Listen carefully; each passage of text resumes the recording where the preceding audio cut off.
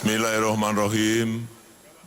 Assalamualaikum warahmatullahi wabarakatuh. Selamat pagi, salam sejahtera bagi kita semuanya. Om Swastiastu, Namo Buddhaya. Yang saya hormati Presiden kelima Republik Indonesia, Ibu Megawati Soekarno Putri, sekaligus Ketua Umum PDI Perjuangan. Yang saya hormati para Menteri Kabinet Kerja, yang saya hormati pimpinan lembaga negara, yang saya hormati Bapak Tri Sutrisno, yang saya hormati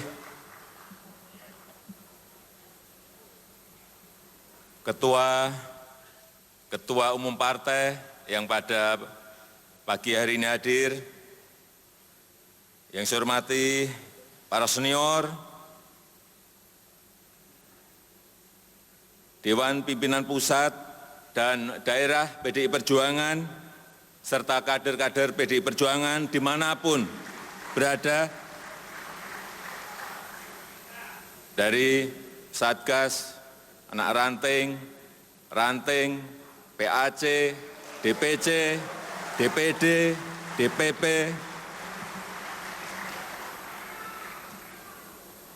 hadirin dan undangan yang berbahagia. Pada hari ini kita sangat berbahagia sekali di ulang tahun PDI Perjuangan yang ke-44. Oleh sebab itu, saya ingin mengajak kita semuanya untuk meneriakkan salam perjuangan 4 kali. Merdeka! Merdeka! Merdeka! Merdeka!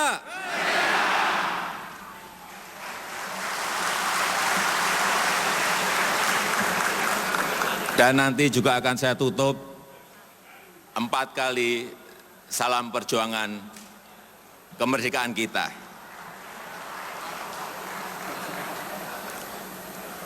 Ibu Megawati, Bapak, Ibu, dan saudara-saudara sekalian yang saya hormati. Hadir di acara hari ulang tahun PDI Perjuangan yang ke-44 hari ini. Saya jadi ingat ketika acara penetapan 1 Juni sebagai hari lahir Pancasila di Bandung tahun yang lalu. Hari lahir ideologi yang menjadi jiwa bangsa Indonesia. Ideologi yang mempersatukan kita dalam satu rumah kebangsaan Indonesia. Ideologi yang menjadi roh utama pergerakan PDI Perjuangan sebagai partai ideologis, seperti yang sering disampaikan dan yang tadi sudah disampaikan oleh Ibu Ketua Umum PDI Perjuangan, Ibu Megawati Soekarno Putri. Ibu Mega, hadirin yang berbahagia. Pada kesempatan yang berbahagia ini, saya ingin menyampaikan beberapa hal yang berkaitan dengan posisi kita saat ini, kemudian tantangan-tantangan yang ada, kemudian kebijakan-kebijakan yang telah kita ambil, dan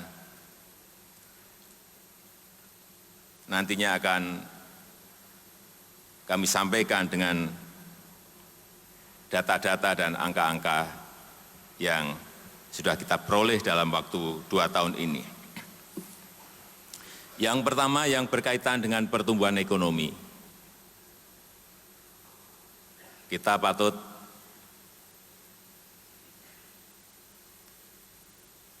berbahagia bahwa pada tahun 2016,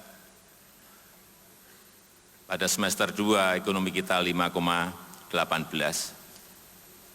Pada triwulan kedua, kemudian triwulan yang ketiga turun sedikit menjadi 5,02. Dan kita harapkan pada tahun ini ekonomi akan tumbuh paling tidak minimal 5,1%. Tetapi kalau kita bandingkan dengan negara-negara yang lain, angka yang kita peroleh yaitu 5,8, ini adalah angka yang cukup membanggakan kita. Bandingkan misalnya kita dengan India, ya dengan India kita masih di bawah sedikit. Dengan Tiongkok kita juga masih di bawahnya sedikit. Tetapi dibandingkan Malaysia, dibandingkan dengan Jepang, dibandingkan dengan Rusia, dibandingkan dengan Brasil, dengan Meksiko, kita jauh lebih baik dari mereka. Kalau di negara-negara G20, kita pada angka nomor 3. Saya kira sebuah angka yang patut kita banggakan. Karena dalam perlambatan ekonomi dunia yang sangat berat sekarang ini, angka ini adalah sebuah angka yang sangat baik. Kemudian yang berkaitan dengan tantangan kita, tantangan terberat kita sekarang ini adalah ketimpangan, adalah kesenjangan, ketimpangan antara kaya dan miskin, ketimpangan antar wilayah, inilah tantangan terberat kita. Pada beberapa tahun yang lalu, angka Gini rasio kita, angka kesenjangan kita adalah 0,41. Pada 2 tahun ini bisa diturunkan, tapi hanya sedikit, menjadi 0,397, tetapi turun. Ini yang patut kita syukuri. Tetapi kalau kita bandingkan dengan negara yang lain, misalnya dengan Tiongkok, dengan India, dengan Filipina, dengan Malaysia, dengan Thailand, angka kita lebih baik. Di sisi Gini rasio, tetapi juga ini patut kita waspadai. Hal yang satu ini, masalah kesenjangan. Yang kedua yang berkaitan dengan pengangguran.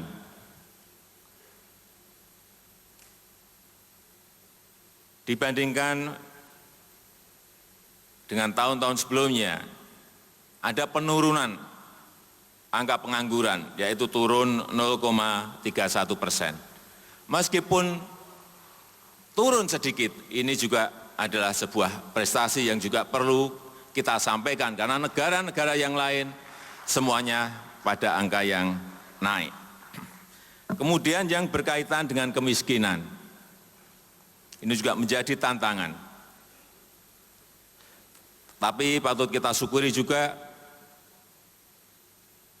bahwa angka kemiskinan pada Maret 2016 saat dihitung berada pada angka 10,86. Turun meskipun juga sedikit, turun 0,36%. Ini juga patut kita syukuri.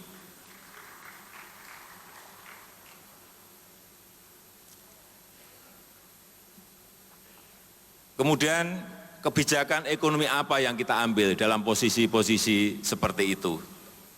Tantangan pengangguran, tantangan kemiskinan, tantangan kesenjangan dan ketimpangan. Yang sekarang ini baru dalam proses kita siapkan adalah sebuah kebijakan ekonomi Pancasila, sebuah kebijakan ekonomi gotong royong yang sebentar lagi akan kita sampaikan kepada rakyat. Intinya adalah ekonomi yang berkeadilan, intinya adalah ekonomi yang ada pemerataannya, karena percuma pertumbuhan ekonomi tinggi, tetapi apabila tidak merata dan hanya dinikmati oleh segelintir orang, ini adalah sebuah hal yang sangat percuma. Oleh sebab itu, kebijakan yang kita ambil, membangun dari pinggiran, membangun dari pulau terdepan, membangun dari desa, Menurut saya itulah ekonomi Pancasila yang sekarang ini terus kita mulai agar kesenjangan, agar pemerataan itu betul-betul bisa kita kurangi sebesar-besarnya di negara kita. Seperti pembangunan perbatasan di Entikong di Kalimantan Barat. 2 tahun yang lalu, pada bulan Desember saat saya ke Entikong,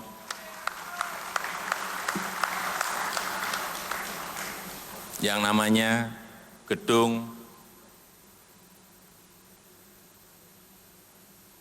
imigrasi, gedung karantina, gedung bea cukai itu kayak kandang. Betul-betul kayak kandang. Saya enggak menyampaikan kandang apa, tapi kandang. Dan saat itu juga saya perintahkan kepada Menteri PU, seminggu, 2 minggu maksimal, gedung harus diruntuhkan. Dan saya beri waktu 2 tahun untuk membangunnya. Bukan karena masalah kemewahan, bukan karena masalah gedung itu harus bagus, tetapi ini adalah etalase terdepan negara kita, yang menjadi kebanggaan kita, yang menjadi harga diri kita, yang menjadi martabat kita. Dan sebulan yang lalu sudah kita resmikan. Fotonya ada di gambar. Nanti kalau saya nggak bawa foto, ada yang masih meragukan.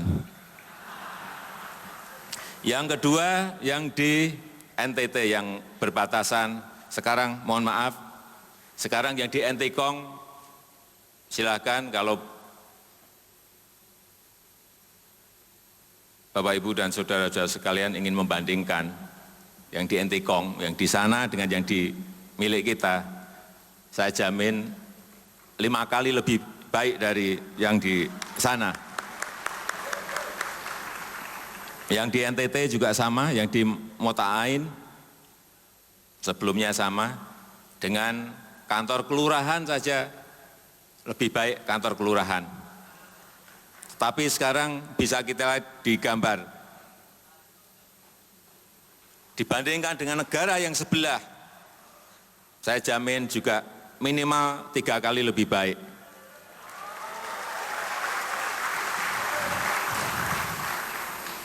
Ini penduduk di Kabupaten Belu, di Atambua, dulu sering foto-foto di gedung yang di sana. Sekarang orang-orang di sana fotonya di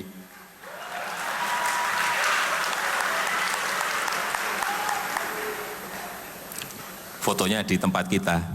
Sekali lagi, ini masalah harga diri, ini masalah kebanggaan, ini masalah nasionalisme, ini masalah martabat yang harus kita terus kerjakan. Yang di Motamasin, ini juga masih di NTT, masih di wilayahnya Pak Frans Leburaya. Ini belum diresmikan, tetapi gambarnya sudah saya ambil waktu saya ke sana. Kalau dibandingkan dengan yang sebelah, saya kira juga sama, 3 kali lipat lebih baik. Kemudian pulau-pulau terdepan, pada tahun yang lalu juga sudah kita resmikan, bandara di Pulau Miangas, yang juga sudah saya coba. Saya datang ke Pulau Miangas, di sana ada kurang lebih 200 KK, 800 jiwa, pulaunya kecil. Saya muter di sana, dan sekarang ada bandaranya, meskipun hanya untuk pesawat kecil, tetapi ada. Dan sekarang rutin seminggu sekali pesawat ke Pulau Miangas, meskipun yang naik mungkin juga hanya sedikit, tetapi ada dan harus ada, karena ini adalah pulau terdepan bangsa kita. Kemudian Pulau Natuna, juga sama, kita perpanjang runway-nya. Kemudian saat ini dalam proses untuk pengembangan industri perikanan, kawasan perikanan yang sudah kita mulai tahun yang lalu, mungkin akhir tahun ini atau pertengahan tahun ini akan diselesaikan, sehingga pulau terdepan kita ini juga akan ramai dengan kegiatan-kegiatan ekonomi. Inilah yang tadi di depan saya sampaikan bahwa pemerataan itu kita mulai dari pulau-pulau terdepan, dari pinggiran, dari desa, karena potensi-potensi yang ada itu memang perlu kita kembangkan. Kemudian yang berkaitan dengan dana desa. Tahun 2015 anggaran kita 20,5 triliun, 2016 47 triliun, kemudian 2017 60 triliun.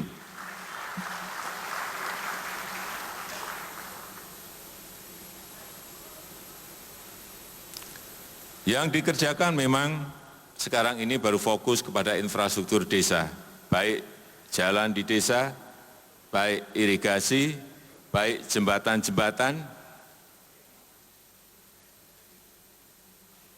Setiap saya ke daerah pasti saya selalu mampir untuk mencek apakah dana desa itu digunakan pada sasaran yang tepat,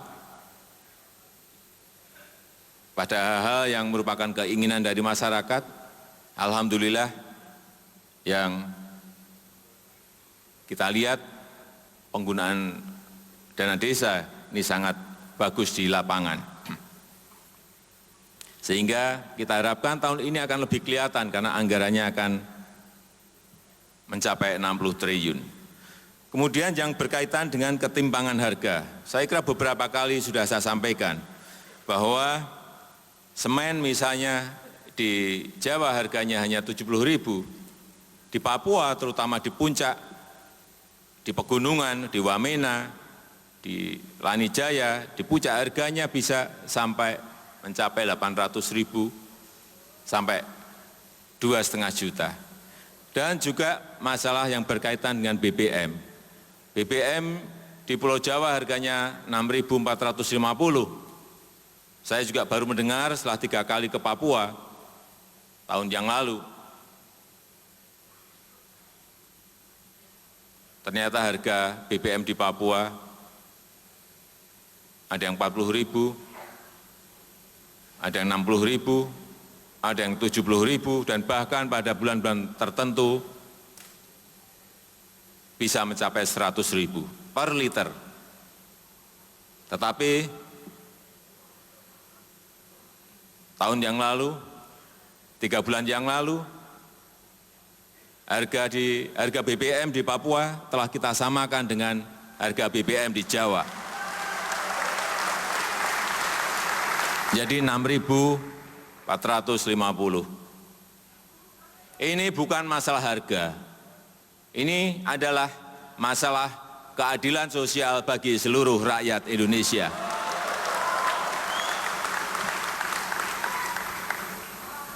Kita masih mempunyai PR tadi yang saya sampaikan di depan, masalah semen. Kita akan terus berusaha agar harga nantinya juga sama dengan harga semen di Pulau Jawa. Karena tol laut kita juga masih belum rampung 100%. Kalau 2016, rutenya masih rute-rute yang sudah tambah, tetapi belum seramai yang kita inginkan. Tetapi 2017 ini rutenya akan seramai yang ada di layar.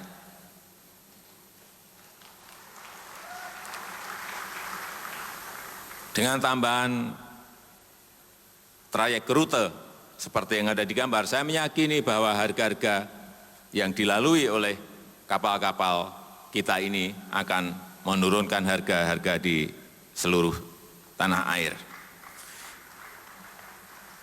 Tidak hanya di Papua, tetapi juga bisa masuk ke NTT, bisa masuk ke Maluku dan Maluku Utara dan juga di daerah-daerah yang lain. Kemudian yang berkaitan dengan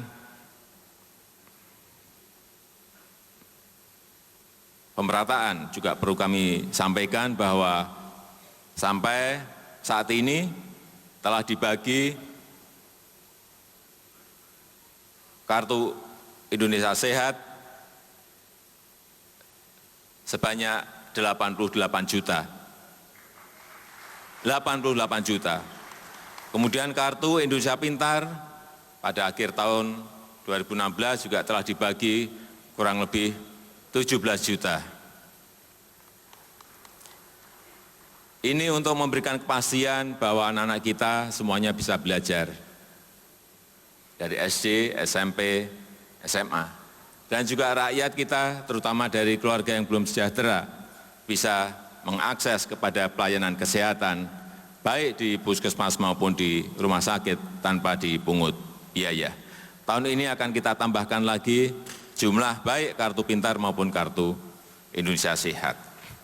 Yang ketiga yang berkaitan dengan redistribusi aset.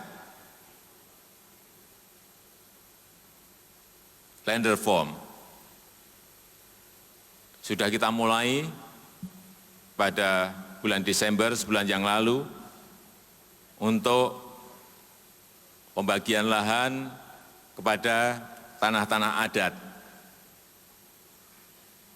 Meskipun baru kita bagi kepada 13 tanah adat, tetapi tahun ini insya Allah akan bertambah banyak karena dengan pemberian konsesi kepada tanah-tanah adat, pemberian konsesi kepada rakyat, pemberian konsesi kepada koperasi, inilah saya kira di depan tadi yang saya sampaikan bahwa ekonomi Pancasila, ekonomi gotong royong, benar-benar konsesi itu dinikmati oleh rakyat, bukan hanya dinikmati oleh segelintir masyarakat kita. Sekarang ini telah kita kantongi 12,7 juta hektar yang akan segera kita bagikan kepada rakyat, yang akan segera kita bagikan kepada tanah-tanah adat, yang akan segera kita bagikan kepada koperasi yang ada di tanah air. Saya kira itu yang bisa saya sampaikan pada kesempatan yang baik ini, dan untuk menutup sambutan saya pada ulang tahun PDI Perjuangan yang ke-44, sekali lagi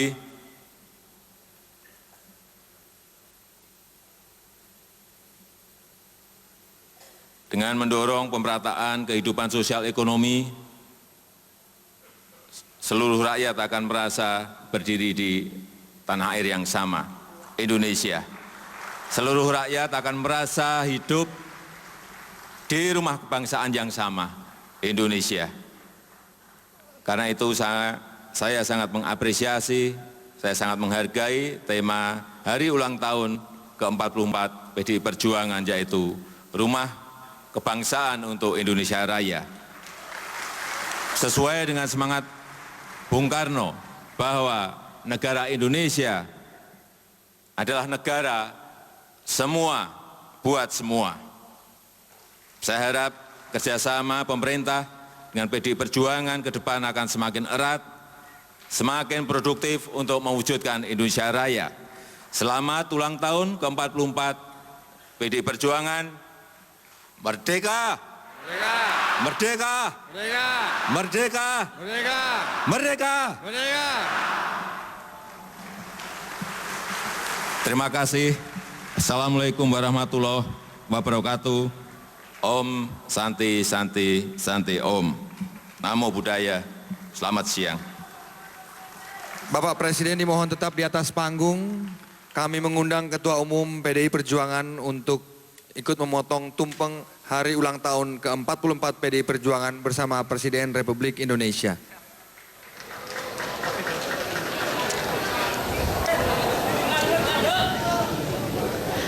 Ya, baru saja kita mendengarkan pidato Presiden Republik Indonesia Joko Widodo yang tadi mengucapkan secara langsung selamat ulang tahun kepada Partai Demokrasi Indonesia Perjuangan yang ke-44. Hari ini adalah perayaan ulang tahun ke-44 Partai Demokrasi Indonesia Perjuangan yang bertepatan dengan tanggal 10 Januari 2016. 44 tahun silam, Bung Karno, proklamator bangsa ini menuliskan atau mendeklarasikan Dedication of Life yang tadi juga dibacakan di dalam acara perayaan kali ini. Tadi yang menjadi puncak acara perayaan ulang tahun PDI Perjuangan ke-44 adalah pidato politik yang disampaikan oleh Ketua Umum Megawati Soekarno Putri yang begitu kontekstual dengan situasi sosiopolitik saat ini. Ia kembali mengingatkan kepada kita semua untuk menolak ideologi tertutup dan untuk menjaga Pancasila, keutuhan negara kesatuan Republik Indonesia dan menjaga keberagaman yang menjadi dasar berdirinya bangsa ini. Yang Anda saksikan saat ini adalah pemotongan tumpeng oleh Ketua Umum Megawati Soekarno Putri yang kemudian kita saksikan bersama diberikan kepada Presiden Republik Indonesia Joko Widodo. Tadi Ketua Umum Partai Demokrasi Indonesia Perjuangan mengajak seluruh kader untuk membuka pintu selebar-lebarnya untuk menjadikan setiap kantor dari tingkat pusat sampai tingkat ranting di seluruh Indonesia membuka diri kepada rakyat Indonesia untuk menjadikan kantor-kantor PDI Perjuangan menjadi rumah kebangsaan untuk seluruh rakyat Indonesia bersamaan atau bersesuaian dengan tema yang diangkat pada perayaan hari ulang tahun PDI Perjuangan yang ke-44 kali ini, yaitu Rumah Kebangsaan untuk Indonesia Raya. Dukungan kita untuk pemerintahan Bapak Jokowi. Sejumlah ketua partai politik yang beberapa diantara diwakili oleh Sekretaris Jenderal, kemudian ketua atau pimpinan lembaga negara juga turut menghadiri perayaan hari ulang tahun PDI Perjuangan yang ke-44 kali ini. Nantinya juga dalam perayaan hari ulang tahun kali ini juga menjadi tonggak bagi seluruh kader PDI Perjuangan menjadi pelopor untuk kembali melakukan gerakan penghijauan. Jadi diinformasikan oleh panitia bahwa nanti 5.000 kader yang hadir dari tingkat pengurus tingkat pusat hingga tingkat ranting dari seluruh Indonesia akan mencanangkan penghijauan dengan membawa satu pohon untuk satu kader. Ini merupakan bagian dari program PDI Perjuangan. PDI Perjuangan juga dalam perayaan kali ini juga kembali mengingatkan kita semua untuk senantiasa bersama-sama menjaga keberagaman dan keutuhan negara kesatuan Republik Indonesia. Saudara, demikian program khusus perayaan ulang tahun PDI Perjuangan yang kali ini bertema Rumah Kebangsaan untuk Indonesia Raya. Saya Christian Grich. Sampai jumpa. Penyerahan tumpeng kepada Wakil Presiden Republik Indonesia Bapak Yusuf